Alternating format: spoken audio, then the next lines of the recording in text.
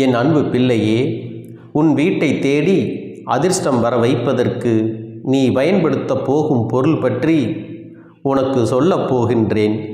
அது மட்டுமல்ல, நமக்கு பண கஷ்டமும் மன கஷ்டமும் குடும்ப உறவுகள் சரியாக இல்லையே, யாரை நம்புவது என்று தெரியவில்லையே, யாரும் துணையில்லாமல் அனாதையாக நிற்கிறோமே, நமக்கு உடம்பும் சுகமில்லையே என்று பெருங்கவலையும் மனதளவில் வந்து தவித்து போகின்றோம் அல்லவா? சிலருக்கு பணம் இருந்தும் நிம்மதி இல்லையே என்று நொறுங்கி போகின்றோம் அல்லவா? நமக்கே தெரியாமல் நம் வீட்டுக்குள் தீய சக்திகள் நுழைந்து நமக்குள் எதிர்மறை எண்ணங்களை கொடுக்கின்றன அல்லவா? நமக்குள் இருக்கின்ற நேர்மறை சிந்தனைகளை எல்லாம் மழுங்கடிக்கும் வல்லமை தீய சக்திகளுக்கு உண்டு என்பதை நீ தெரிந்து கொள்ள வேண்டும். இவற்றையெல்லாம் போக்கக்கூடிய நல்ல சக்தி ஒன்றை பற்றி உன்னிடம் வாக்கு சொல்ல வந்திருக்கின்றேன். நான் சொல்லக்கூடிய பொருள் என்ன தெரியுமா? சாதாரணமாக நம் வீட்டில் அனைவரும் பயன்படுத்தக்கூடிய மதிப்புமிக்க பொருள்தான் அது. அது என்னவென்றால், அலைகடலில் இருந்து மகாலட்சுமி தோன்றியதாக புராணங்கள் சொல்கின்றது. அத்தகைய கடலில் இருந்து எடுக்கப்படுகின்ற உப்பில்தான் மகாலட்சுமி வாசம் செய்கின்றாள். அத்தகைய தெய்வத்தன்மை கொண்ட உப்பை பற்றித்தான் நான் உனக்கு சொல்லப் போகின்றேன். ஒரு கைப்பிடி உப்பு இருந்தால் போதும், உன் உடம்பில் இருக்கக்கூடிய தீய சக்திகள், எதிர்மறையான ஆற்றல் தலைதெறிக்க ஓடிவிடும் என்பதை நீ புரிந்து கொள்ள வேண்டும். எதிர்மறை ஆற்றல்களை விரட்டியடிக்கக்கூடிய அளவிற்கு அதீத சக்தி இந்த உப்பிற்கு உண்டு. ஒரு கைப்பிடி உப்பினை நீ வெளியில் சென்றுவிட்டு வீட்டுக்கு போவதற்கு முன்னால் ஒரு வாளியில் போட்டு அதில் வெதுவெதுப்பான தண்ணீரை ஊற்றி 5 நிமிடம் உன்னுடைய கால்களை வைத்திருந்தால் போதும், உன்னுடைய பாதம் கட்டை விரல் நகத்தின் வழியாக சென்ற கெட்ட விஷயங்கள் அனைத்தும் உடனே வெளியேறிவிடும். இப்படியாக உப்பு நீரில் கால் வைத்திருந்தால் எதிர்மறை ஆற்றல்கள் அதன் சக்தியை பொறுக்க முடியாமல் நம் உடலை விட்டு வெளியே சென்றுவிடும். இதனால் நமக்கு வரக்கூடிய பிரச்சனைகள் வீட்டு வாசலிலேயே வெளியே சென்று விடுகின்றது. ஒரு கைப்பிடி அளவிற்கு உப்பை ஒரு டம்ளரில் போட்டு அதில் 3/4 பாகம் அளவிற்கு தண்ணீர் ஊற்றி வீட்டின் தென்மேற்கு மூலையில் வைக்க வேண்டும். இதை வீட்டில் மட்டுமல்லாமல் தொழில் செய்பவர்கள் கடைகளிலும் வைத்து கொள்ளலாம். அல்லது வியாபாரம் செய்யும் தலங்கள், தொழில் செய்யும் இடங்கள், எங்கு வேண்டுமானாலும் இதை நீங்கள் வைத்து கொள்ளலாம். இவ்வாறு வைப்பதன் மூலம் பணவரவு அதிகரிக்கும், செல்வ வளம் உண்டாகும், துஷ்ட சக்திகள் விலகும் என்பதை நீ புரிந்து கொள்ள வேண்டும். வீட்டில் ஒரு கைப்பிடி அளவிற்கு உப்பினை ஒரு கிண்ணத்தில் போட்டு குளியல் அறையிலே வைத்துவிட வேண்டும். இது வீட்டில் இருக்கும் தரித்திரத்தை எல்லாம் ஓட்டக்கூடியது. குளிக்கச் செல்லும் போது சிறிதளவு உப்பை குளிக்கும் தண்ணீரில் போட்டு குளித்துப்பார். உன்னை பிடித்த தரித்திரம், பீடை எல்லாம் நீங்கிவிடும். இதுபோல ஒரு கைப்பிடி அளவு உப்பானது உணவு அருந்தும் இடத்தில் எப்பொழுதுமே வைத்திருக்க வேண்டும். இதுபோல உப்பினை வைத்திருந்தால் எப்பொழுதும் உன்னுடைய வீட்டிற்கு பஞ்சம் என்பதும் வறுமை என்பதும் ஒருபோதும் வராது. லட்சுமி கடாட்சத்தை பெருகச் செய்யக்கூடிய ஒரு விஷயம் உப்பு என்பதை நீ மறந்து விடாதே. அது மட்டுமல்ல, ஒரு கைப்பிடி அளவிற்கு உப்பை எடுத்து சிகப்பு நிற துணியில் இறுக்கமாக கட்டி முடித்து வீட்டு வாசலில் தொங்கவிட்டால் உன்னுடைய வீட்டிற்குள் எந்தவித துர்சக்திகளும் நுழைய முடியாது என்பதை நீ புரிந்து கொள்ள வேண்டும். அது மட்டுமல்ல, எந்த விதமான பில்லி, சூனியம், ஏவல் போன்ற பிரச்சனைகளும் நம்மை ஒருபோதும் அண்டாது. அந்த அளவிற்கு ஒரு சக்தி வாய்ந்த இந்த உப்பு மூட்டை எப்பொழுதும் தலைவாசலில் தொங்கவிடப்பட்டிருப்பது மிகவும் நல்லது. வீட்டில் பிரச்சனை அல்லது ஆரோக்கிய ரீதியான பிரச்சனை இருந்தால் உடனே ஒரு கைப்பிடி அளவிற்கு உப்பை எடுத்து கிழக்கு நோக்கி பாதிக்கப்பட்டவர்களை அமர வைத்து தலையை சுற்றி 3 முறை திஷ்டி சுத்துவது போல சுற்றி வெளியில் கொண்டு போய் நெருப்பில் போட்டு விட வேண்டும். இதனால் அவர்களுக்கு பிடித்த திருஷ்டிகள் எல்லாம் கழிந்துவிடும். இவையெல்லாம் நம்மையும் மீறிய ஒரு சக்தியாக இருந்து நம்மை பாதுகாக்கும் என்பதை நீ மறந்து விடாதே. ஆலயங்களில் உள்ள பலிபீடத்தின் கீழ் உப்பையும் மிளகாயும் போட்டால் நமக்கு பிடிக்காதவர்கள் துன்பமடைவார்கள் என்பதை விட, என் துன்பங்கள் நீரில் உப்பு போன்று கரைந்திட செய்வாய் இறைவா என்று பிரார்த்தனை செய்து வருவதே முறையான வழிபாடாக அமையும். என் தங்க பிள்ளையே, வீட்டில் பணப்புழக்கம் அதிகமாக இருக்கவும் செல்வநிலை உயரவும் நம் வீட்டிற்கு மாதா மாதம் வாங்கும் பொருள்களில் மகாலட்சுமியின் அம்சமான கல்லுப்பை முதலில் வாங்கும் பழக்கத்தை கடைபிடிக்க வேண்டும். மேலும் வீட்டில் இந்த உப்பு சுத்தமாக தீர்ந்து போகாமலும் பார்த்து கொள்ள வேண்டும். எல்லா சமயங்களிலும், குறிப்பாக வெள்ளிக்கிழமைகளில் உப்பை தரையில் சிந்தாத மாதிரி பார்த்து கொள்ள வேண்டும். வெள்ளிக்கிழமைகளில் கல்லுப்பை சிறிது எடுத்து வீட்டின் மகாலட்சுமியின் படத்துக்கு முன் வைத்து வணங்குவது அந்த தேவியின் அருளை பெற்றுத்தரும். வீட்டில் இருக்கும் வயதான பெண்கள் ஒவ்வொரு வாரமும் ஞாயிற்றுக்கிழமைகளில் வீட்டில் உள்ள அனைவரையும் வரவழைத்து 1-2 காய்ந்த மிளகாய்களை எடுத்துக்கொண்டு அனைவருக்கும் திருஷ்டி சுத்தி அந்த உப்பையும் மிளகாயும் தீயிட்டு கொளுத்த வேண்டும். அப்போது அவை இரண்டும் பொறுத்து கொண்டு எரிந்தால் நம்மிடமிருந்த மிகுந்த தீய அதிர்வுகளை அது ஈர்த்து கொண்டுள்ளது என அறியலாம். எனவே ஒவ்வொரு வாரத்திற்கும் ஒரு முறையாவது இந்த திருஷ்டி சுற்றல் முறையை நீ செய்து கொள்ளுவது தீய பாதிப்புகளை உன் குடும்பத்திலிருந்து நீக்கக்கூடியதாகும்.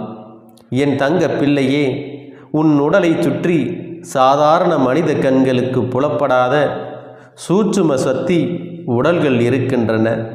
இந்த சக்தி உடல்கள் நாம் தினமும் வெளியில் சென்று பல்வேறு இடங்களில் புழங்கும் போது அந்த இடங்களின் தீய அதிர்வுகளும், மேலும் நமக்கு நெருக்கமாக வரும் பல வகையான மனிதர்களின் எதிர்மறை அதிர்வுகளையும் இந்த சக்தி உடல்கள் ஈர்த்து கொள்கின்றன. இந்த கீழான அதிர்வுகள் நமது சக்தி உடல்களில் தங்கி நமக்கு பல பாதிப்புகளை ஏற்படுத்துகின்றன. எனவே இவற்றை நீக்குவதற்கு நாம் தினமும் குளிக்கும்போது சிறிது கல்லுப்பை நீரில் போட்டு கரைத்துவிட்டு அந்த நீரில் குளிக்க வேண்டும். அப்படியாக குளிக்கும் பொழுது நம்மோடு சேர்ந்த அந்த தீய சக்திகள் முற்றிலுமாக நம்மை விட்டு நீங்கிவிடும். உன் வீட்டில் சேர்ந்திருக்கும் தீய அதிர்வுகள் மற்றும் சக்திகளை போக்குவதற்கு வாரம் ஒரு முறையாவது வீட்டின் தரைப்பகுதிகளை சுத்தம் செய்யும் பொழுது அதனோடு கொஞ்சம் உப்பை சேர்த்து கொள்ள வேண்டும். அந்த நீரில் சிறிது கல்லுப்பை போட்டு கரைத்து அந்த நீரை கொண்டு வீட்டை கழுவி சுத்தம் செய்வதால் வீட்டில் இருந்த தீய அதிர்வுகள் நீங்கும். மேலும் நமது வீட்டை துஷ்ட சக்திகள் எப்போதும் தாக்காத வகையில் நாம் பார்த்து கொள்ள முடியும். என் அன்பு பிள்ளையே, உன் வீட்டின் 4 திசைகளிலும் காற்று புக முடியாத குடுவையில் உப்பை போட்டு மூடி வைத்து விட வேண்டும். அந்த குடுவைகளை வாரம் ஒரு முறை நீ சோதித்து பார்க்க வேண்டும். எந்த திசையில் இருக்கக்கூடிய குடுவையில் இருந்து உப்பின் அளவு குறைந்திருக்கிறதோ அந்த திசை வழியாக நமக்கு ஏற்பட இருந்த ஆபத்து அந்த குடுவையில் உள்ள கல்லானது ஏற்றுக்கொண்டதாக அர்த்தம். உடனே அந்த உப்பினை நீக்கிவிட்டு புதிய கல்லுப்பை போட்டு மூடி மீண்டும் அதே திசையில் வைத்துவிட வேண்டும். நம் முன்னோர்கள் உப்பை மட்டுமே நம் நலனுக்காக கொடுத்து செல்லவில்லை. கடற்கரையில் கோவில்கள் அமைத்ததில் அதற்கான சூட்சமம் உள்ளது.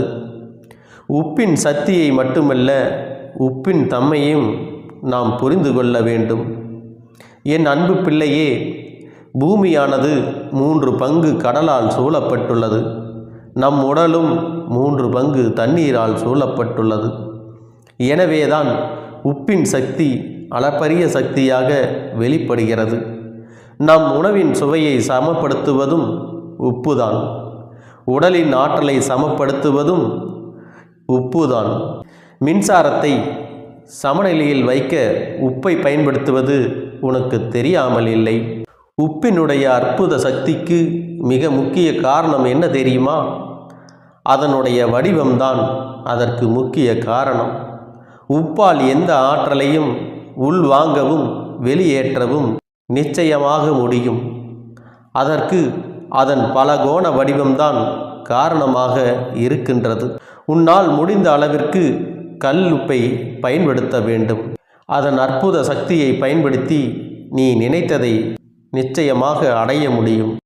என் அன்பு பிள்ளையே, உப்பு நமது எதிர்மறை எண்ணங்களை உள்வாங்கக்கூடியது. உப்பினை அடுத்தவருக்கு கொடுக்கும் பொழுது உப்பை பெறுகிறவர் கொடுப்பவரின் எதிர்மறை எண்ணங்களையும் சேர்த்து பெற்றுக்கொள்கிறார். அதனால்தான் இன்று வரை உப்பை மற்றவரிடமிருந்து கடன் பெற மாட்டார்கள். இன்னும் சில கோவில்களில் உப்பு வாங்கி கொட்டுவார்கள். அதுவும் நமது எதிர்மறை எண்ணங்கள் நம்மை விட்டு அகலத்தான் இதை செய்கின்றார்கள். பாவத்தை போக்க கடலிலே குளிப்பதும், கடல் நீரை தலையில் தெளிப்பதும், கடல் நீரில் காலை நனைத்து செல்வதும், ஈம காரியங்கள் கடலில் செய்வதும் இதே காரணத்திற்காகத்தான் என்பதை நீ புரிந்து கொள்ள வேண்டும். நமது உடம்பில் எதிர்மறை எண்ணங்கள் வெளியேறி நேர்மறை எண்ணங்கள் அதிகரிக்கும் பொழுது அது நம்மிடம் அதிர்வுகளாகவே மாறி நம்மிடம் பேசக்கூடியவர்கள் எதிரியாக இருந்தால் கூட அவர்களுடைய எண்ணங்களும் அணுகுமுறையும் நேர்மறையாக மாறும் என்பதை நீ புரிந்து கொள்ள வேண்டும். என் அன்பு பிள்ளையே, பொதுவாக கணவன் மனைவிக்குள் கருத்து வேறுபாடுகள், மன வருத்தங்கள் ஏற்படும் போது ஒரு கிண்ணத்தில் கல் உப்பினை எடுத்து அவர்கள் படுக்கை அறையில் ஒரு ஓரத்தில் வைத்தால் அவர்களுக்குள் ஏற்பட்டிருக்கும் கருத்து வேறுபாடுகள், மன வருத்தங்கள் நீங்கி விரைவில் ஒற்றுமை ஏற்படும் என்பதை நீ புரிந்து கொள்ள வேண்டும். உன்னுடைய வேண்டுதல் எந்த அளவிற்கு ஆழமாகவும் நம்பிக்கையுடனும் இருக்கிறதோ அந்த அளவிற்கு பலன்களும் உனக்கு விரைந்து கிடைக்கும் என்பதை மறந்து விடாதே. எண்ணம் போலதான் வாழ்க்கை. நமது எண்ணம்தான் நமது வாழ்க்கையை தீர்மானிக்கிறது. நிரந்தரமான சந்தோஷம்தான் வாழ்க்கையில் அமையப் போகிறது. இனி எத்தனை கஷ்டங்கள் வந்தாலும், எத்தனை துயரங்கள் வந்தாலும் அதையெல்லாம் மிக எளிமையாக கடந்து வரவும், ஜெயித்து வரவும் அத்தனை திறன்களையும் நான் உனக்கு கொடுக்க போகின்றேன். உன் வாழ்க்கையில் உனக்கு மிக பெரிய நம்பிக்கையும், துணிச்சலையும், தைரியத்தையும் இந்த கருப்பண்ணசாமி கொண்டு வந்து கொடுக்க போகிறேன். அது மட்டுமல்ல, நீ இன்னொரு விஷயத்தையும் உனக்குள்ளே பழக்கிக் கொள்ள வேண்டும். அது என்ன தெரியுமா? உன்னிடத்திலே புன்னகையையும் மௌனத்தையும் நீ எப்பொழுதும் வைத்திருக்க வேண்டும். ஏனென்றால் பல பிரச்சனைகளை எல்லாம் கடந்து வருவதற்கு இந்த இரண்டுமே உனக்கு ஆயுதங்களாக பயன்பட போகிறது. என் அன்பு குழந்தையே, உன்னுடைய அழகான புன்னகை என்பது பல பிரச்சனைகளை உனக்கு தீர்த்து வைக்கும். அதே சமயத்தில் உன்னுடைய மௌனம் என்பது பல பிரச்சனைகளை உனக்கு மீண்டும் வராமல் தடுத்துவிடும்.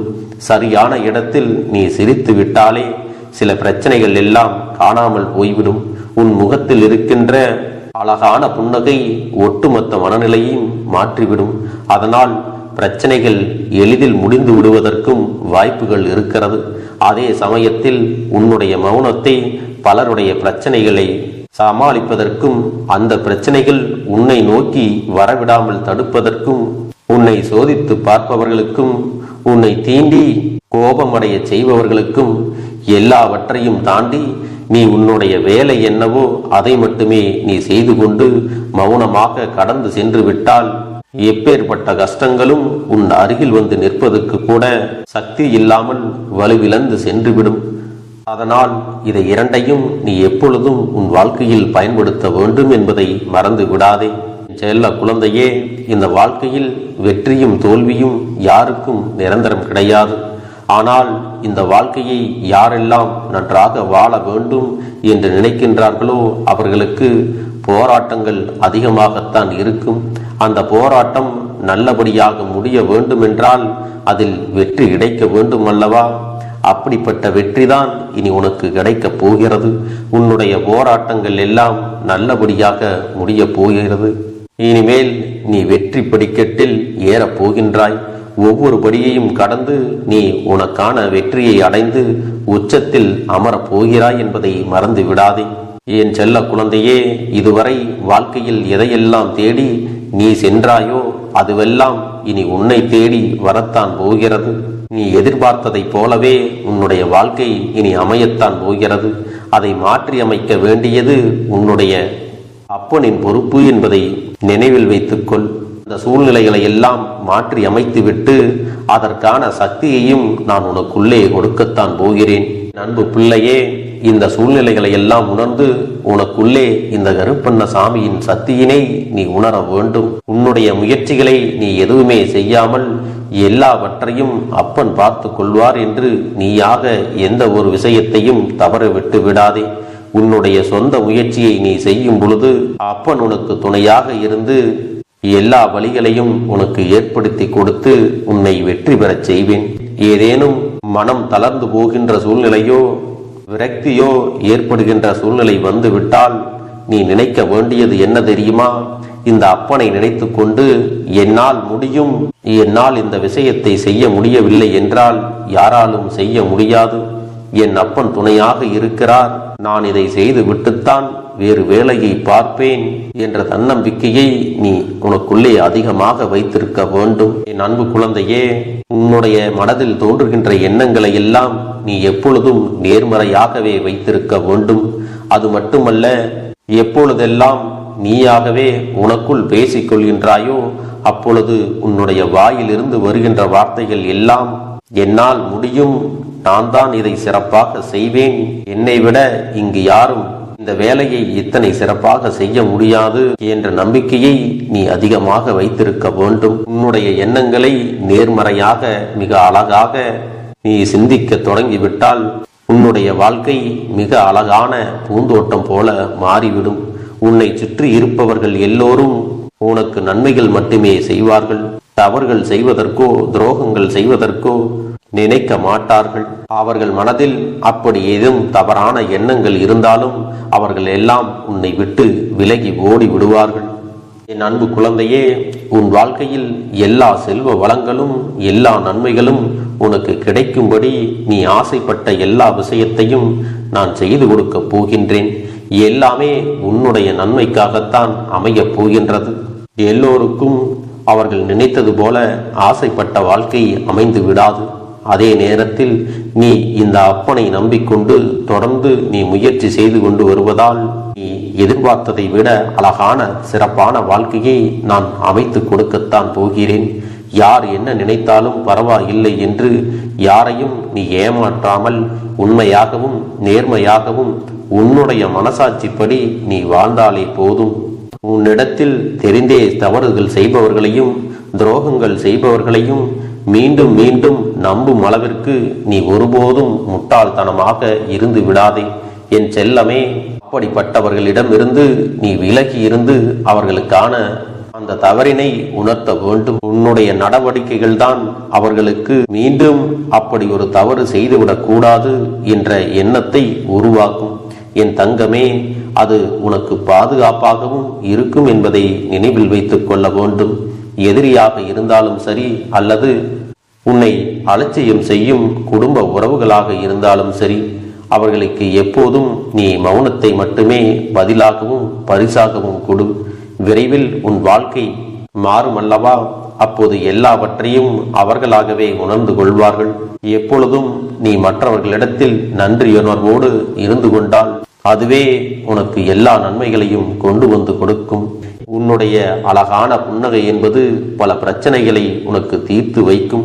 அதே சமயத்தில் உன்னுடைய மௌனம் என்பது பல பிரச்சனைகளை உனக்கு மீண்டும் வராமல் தடுத்து விடும்.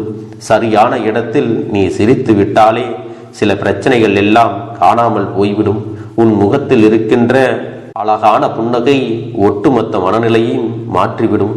அதனால் பிரச்சனைகள் எளிதில் முடிந்து விடுவதற்கும் வாய்ப்புகள் இருக்கிறது. அதே சமயத்தில் உன்னுடைய மௌனத்தை பலருடைய பிரச்சனைகளை சமாளிப்பதற்கும் அந்த பிரச்சனைகள் உன்னை நோக்கி வரவிடாமல் தடுப்பதற்கும் உன்னை சோதித்து பார்ப்பவர்களுக்கும் உன்னை தீண்டி கோபமடைய செய்பவர்களுக்கும் எல்லாவற்றையும் தாண்டி நீ உன்னுடைய வேலை என்னவோ அதை மட்டுமே நீ செய்து கொண்டு மௌனமாக கடந்து சென்று விட்டால் எப்பேற்பட்ட கஷ்டங்களும் உன் அருகில் வந்து நிற்பதற்கு கூட சக்தி இல்லாமல் வலுவிழந்து சென்றுவிடும். அதனால் இதை இரண்டையும் நீ எப்பொழுதும் உன் வாழ்க்கையில் பயன்படுத்த வேண்டும் என்பதை மறந்து விடாதே. செல்ல குழந்தையே, இந்த வாழ்க்கையில் வெற்றியும் தோல்வியும் யாருக்கும் நிரந்தரம் கிடையாது. ஆனால் இந்த வாழ்க்கையை யாரெல்லாம் நன்றாக வாழ வேண்டும் என்று நினைக்கின்றார்களோ அவர்களுக்கு போராட்டங்கள் அதிகமாகத்தான் இருக்கும். அந்த போராட்டம் நல்லபடியாக முடிய வேண்டுமென்றால் அதில் வெற்றி கிடைக்க வேண்டும் அல்லவா? அப்படிப்பட்ட வெற்றிதான் இனி உனக்கு கிடைக்கப் போகிறது. உன்னுடைய போராட்டங்கள் எல்லாம் நல்லபடியாக முடியப் போகிறது. இனிமேல் நீ வெற்றி படிக்கட்டில் ஏறப் போகின்றாய். ஒவ்வொரு படியையும் கடந்து நீ உனக்கான வெற்றியை அடைந்து உச்சத்தில் அமரப் போகிறாய் என்பதை மறந்து விடாதே. என் செல்ல குழந்தையே, இதுவரை வாழ்க்கையில் எதையெல்லாம் தேடி நீ சென்றாயோ அதுவெல்லாம் இனி உன்னை தேடி வரத்தான் போகிறது. நீ எதிர்பார்த்ததைப் போலவே உன்னுடைய வாழ்க்கை இனி அமையத்தான் போகிறது. அதை மாற்றி அமைக்க வேண்டியது உன்னுடைய அப்பனின் பொறுப்பு என்பதை நினைவில் வைத்துக்கொள். அந்த சூழ்நிலைகளை எல்லாம் மாற்றி அமைத்துவிட்டு அதற்கான சக்தியையும் நான் உனக்குள்ளே கொடுக்கத்தான் போகிறேன். அன்பு பிள்ளையே, இந்த சூழ்நிலைகளை எல்லாம் உணர்ந்து உனக்குள்ளே இந்த கருப்பண்ண சாமியின் சக்தியினை நீ உணர வேண்டும். உன்னுடைய முயற்சிகளை நீ எதுவுமே செய்யாமல் எல்லாவற்றையும் அப்பன் பார்த்து கொள்வார் என்று நீயாக எந்த ஒரு விஷயத்தையும் தவற விட்டு விடாதே. உன்னுடைய சொந்த முயற்சியை நீ செய்யும் பொழுது அப்பன் உனக்கு துணையாக இருந்து எல்லா வழிகளையும் உனக்கு ஏற்படுத்தி கொடுத்து உன்னை வெற்றி பெறச் செய்வேன். ஏதேனும் மனம் தளர்ந்து போகின்ற சூழ்நிலையோ விரக்தியோ ஏற்படுகின்ற சூழ்நிலை வந்து விட்டால் நீ நினைக்க வேண்டியது என்ன தெரியுமா? இந்த அப்பனை நினைத்து கொண்டு என்னால் முடியும், என்னால் இந்த விஷயத்தை செய்ய முடியவில்லை என்றால் யாராலும் செய்ய முடியாது, என் அப்பன் துணையாக இருக்கிறார், நான் இதை செய்து விட்டுத்தான் வேறு வேலையை பார்ப்பேன் என்ற தன்னம்பிக்கையை நீ உனக்குள்ளே அதிகமாக வைத்திருக்க வேண்டும். என் அன்பு குழந்தையே, உன்னுடைய மனதில் தோன்றுகின்ற எண்ணங்களை எல்லாம் நீ எப்பொழுதும் நேர்மறையாகவே வைத்திருக்க வேண்டும்.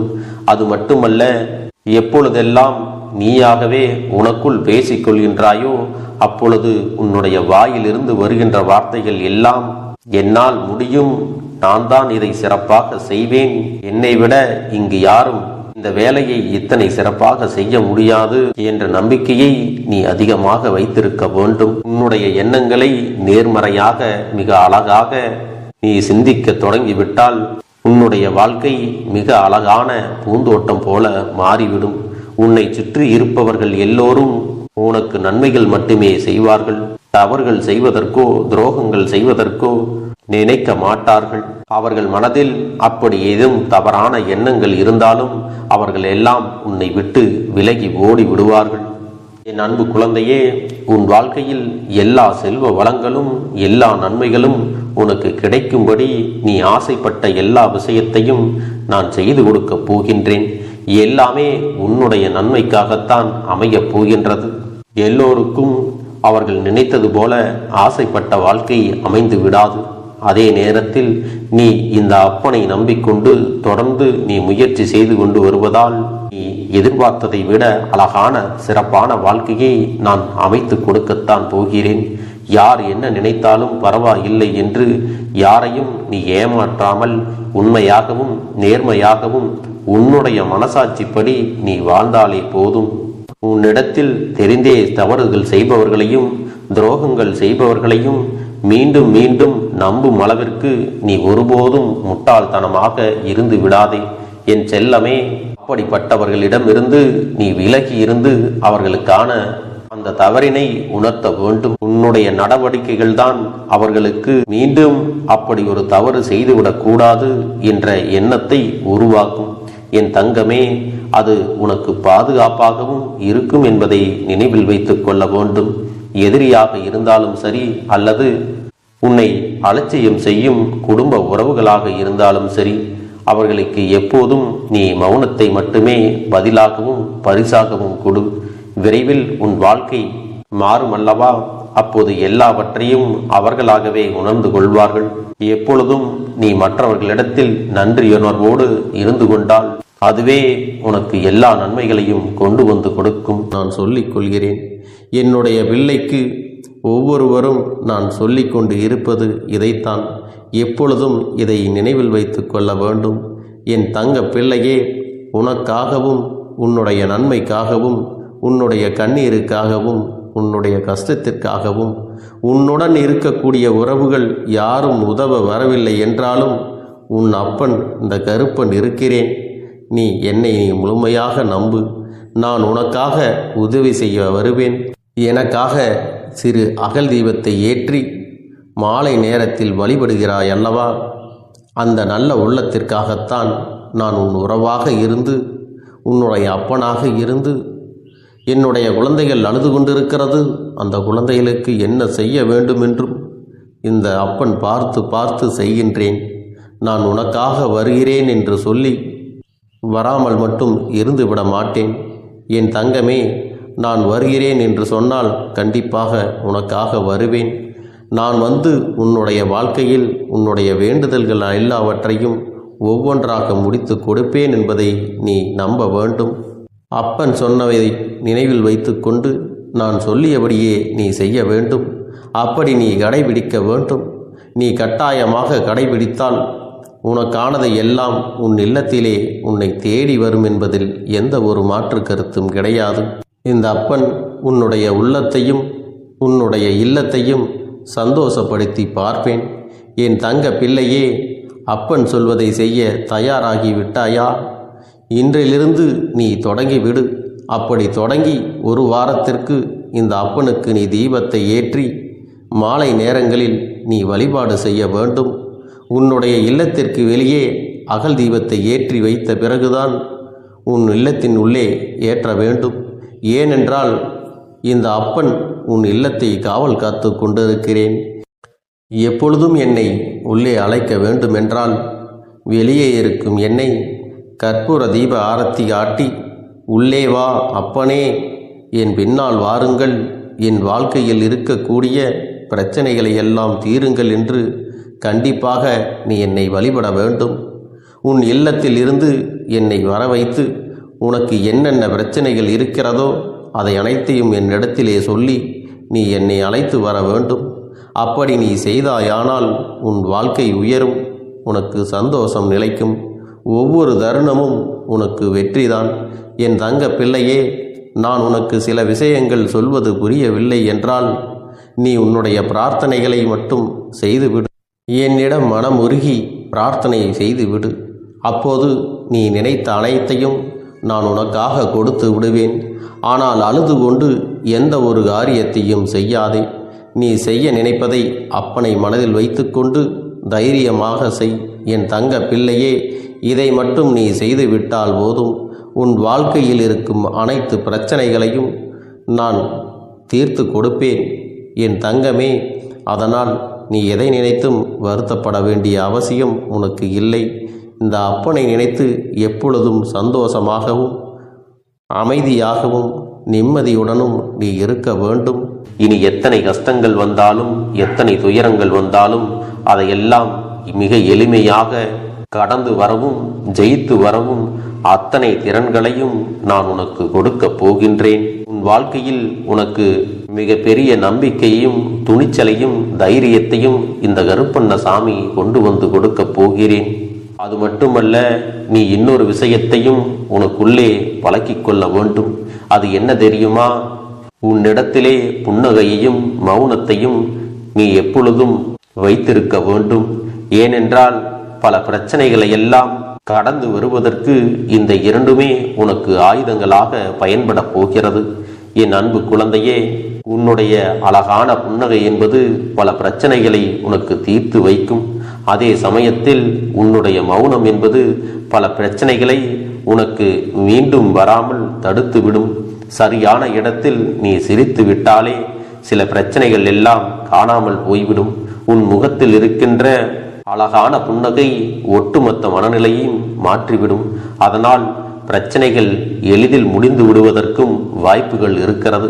அதே சமயத்தில் உன்னுடைய மௌனத்தை பலருடைய பிரச்சனைகளை சமாளிப்பதற்கும் அந்த பிரச்சனைகள் உன்னை நோக்கி வரவிடாமல் தடுப்பதற்கும் உன்னை சோதித்து பார்ப்பவர்களுக்கும் உன்னை தீண்டி கோபமடைய செய்பவர்களுக்கும் எல்லாவற்றையும் தாண்டி நீ உன்னுடைய வேலை என்னவோ அதை மட்டுமே நீ செய்து கொண்டு மௌனமாக கடந்து சென்று விட்டால் எப்பேற்பட்ட கஷ்டங்களும் உன் அருகில் வந்து நிற்பதற்கு கூட சக்தி இல்லாமல் வலுவிழந்து சென்றுவிடும்.